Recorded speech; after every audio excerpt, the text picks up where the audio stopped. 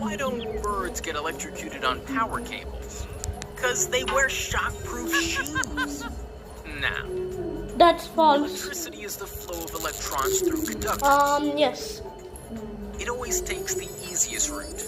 That is, electricity always flows through a path of least resistance. Now, the power cables through which electricity flows are made of copper. Copper offers the least resistance and is a very good conductor of electricity. However, the bird's body offers greater resistance and is not a good conductor as copper. Hence, electricity ignores the bird and flows through the cables, and birds don't get electrocuted. Besides this, electricity flows from its highest potential to its lowest. Now, the power cables usually run at different potentials. If birds feed are on the same power cable, then they are at same potential.